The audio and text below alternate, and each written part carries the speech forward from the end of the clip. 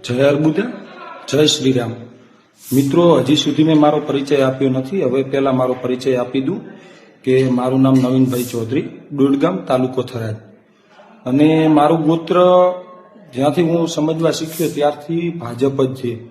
અને આપણે કોઈ ભાજપનો વિરોધ નથી કરતા, પરંતુ જો સમાજ સાથે અન્યાય થાય તો આપણે લડવું પણ જોઈએ એવું મારું અંગતપણે માનવું છે કે કોઈ પણ આપણે જેમના બી સમર્થક હોઈએ, જો એમનું જ વહીવટી તંત્ર આપણા ઉપર જ્યારે અન્યાય કરતું હોય તો આપણે એમના સામે પણ લડવું જ જોઈએ.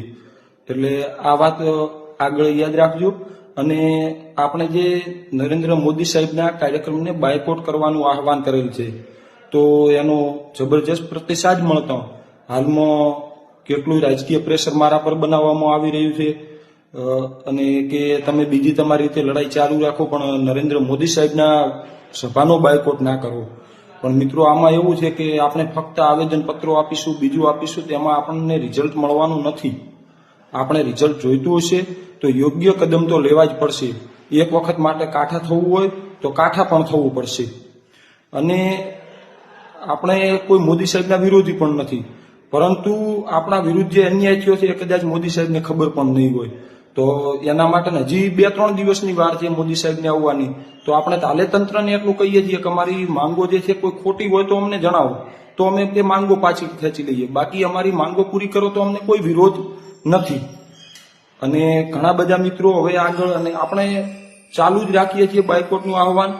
તમને ગમે તે મેસેજ આવે બીજો આવે, આપણે યુવાન મિત્રોએ અને વડીલોને પણ સમજાવવાના છે કે જો એક નહીં થઈએ, કેમ કે શક્તિ છે હંમેશા એકતામાં જ રહેલી છે. એટલે આપણે બધાએ એક થઈ અને જે આ નાણી મુકામે સભા છે એનો બહિષ્કાર કરવાનો છે. અને આગળ કે ઘણા બધા મિત્રો હવે આગળ આવશે કે આ ભાઈ તો કોંગ્રેસમાં વેચાઈ ગયા છે, આમ આદમી પાર્ટીમાં વેચાઈ ગયા છે, રાજકીય વિરોધ કરી રહ્યા છે.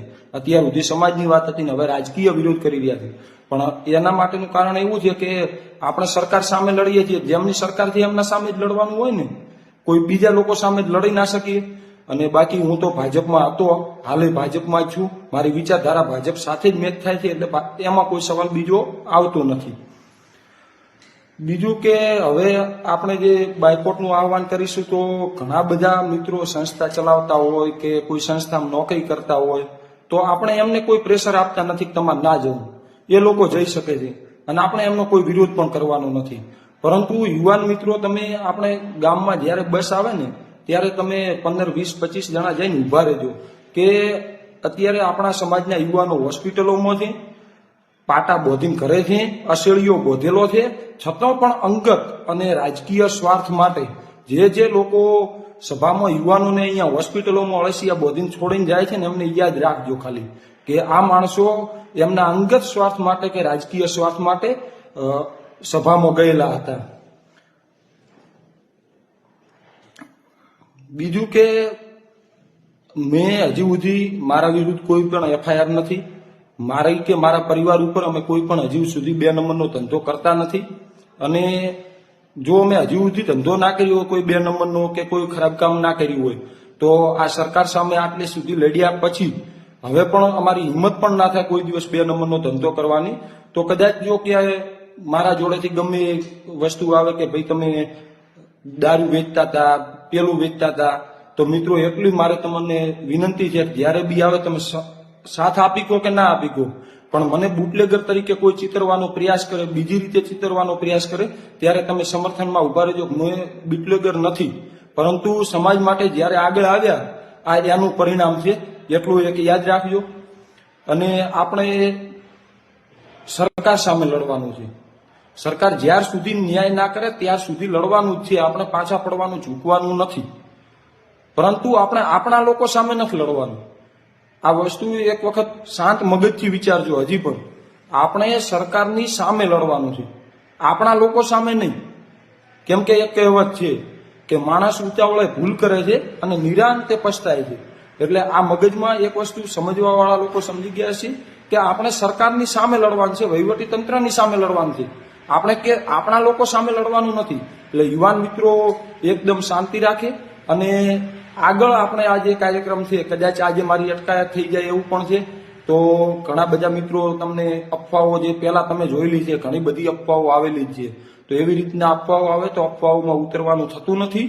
અને આપણે જો આપણા મુદ્દાઓનું સોલ્યુશન નહીં આવે, હજી 3 દિવસ બાદ મોદીજીનો કાર્યક્રમ છે, તો આપણે તો હાલમાં કહીએ છીએ અમારા મુદ્દા સ્વીકારી લો.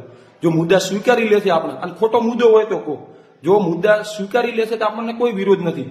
પરંતુ જો મુદ્દા સ્વીકારતા નથી તો આ સમાજની એક થવાનો આ એક વખત સમય આવ્યો છે કે આમાં આપણે કંઈ કરવાનું નથી. ખાલી ઘરે બેસી રહેવાથી સમાજની એકતા દરેક પાર્ટીને, દરેક લોકોને સમજાશે કે ભલે અન્યાય 5-10 હજાર લોકો સામે કર્યો એ લોકોએ, પરંતુ આખો સમાજ ભેગો એમની સાથે રહ્યો જ્યારે અન્યાય થયો ત્યારે.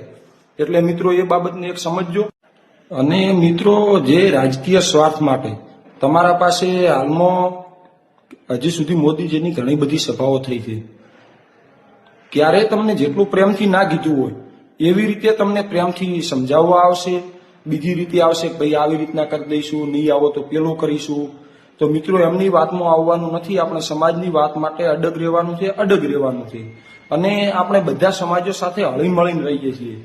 ત્યાં પણ બીજા કોઈ સમાજને આપણું કામ પડતું હોય તો આપણે એમનું કામ કરીએ છીએ, આપણું કામ પડતું હોય તો એ લોકો પણ આપણું કામ કરે છે. તો બીજા પણ જેટલા પણ આપણા સમાજના, બીજા સમાજના હોય ને આપણા મિત્રો હોય, એ લોકોને પણ કહેવાનું છે કે જ્યારે આજે ચૌધરી સમાજ ઉપર સંકટ આવ્યું છે, એમને ન્યાય નથી મળી રહ્યો, તો તમારે લોકો પણ એ લોકો જોડેથી પણ આપણે સપોર્ટ લેવાનો છે. અને આપણે હંમેશા બીજા સમાજો સાથે હળીમળીને રહ્યા છીએ. એટલે આ વખતે આપણે એટલું એક બીજા સમાજના લોકોને પણ કહેવાનું છે કે જો અમારા સમાજ પ્રત્યે તમને લાગણી હોય તો મહેરબાની કરી અને તમે પણ આ સભાનો બાયકોટ કરજો. જય શ્રી રામ, જય અર્બુદા.